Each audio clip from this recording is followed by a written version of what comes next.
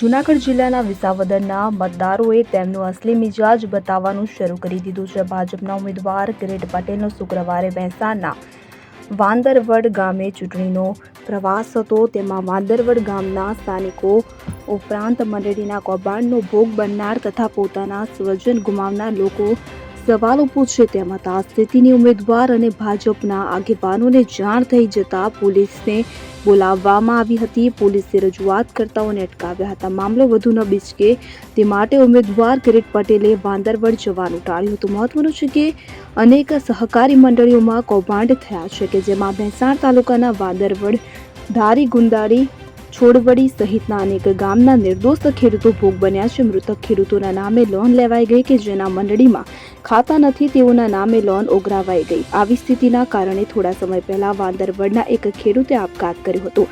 મંડળીના કૌભાંડોમાં ભાજપના આગેવાનો અને જેડીસીસી બેંકના ચેરમેન કિરીટ પટેલ સામે આક્ષેપ થઈ રહ્યા છે. ત્યારે આ મામલો વધુ ઉગ્ર બને તેવી સ્થિતિ હોવાથી ભાજપના ઉમેદવાર કિરીટ પટેલે વાંદરવડ જવાનું ટાળ્યું હતું અને થોડી વારમાં ભાજપના આગેવાનો પણ ત્યાં ચાલ્યા ગયા હતા.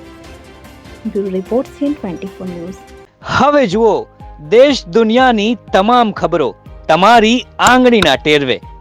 ઉઠાવો મોબાઈલ અને Google Play Store પરથી ડાઉનલોડ કરો અમારી CN24 ન્યૂઝ મોબાઈલ એપ.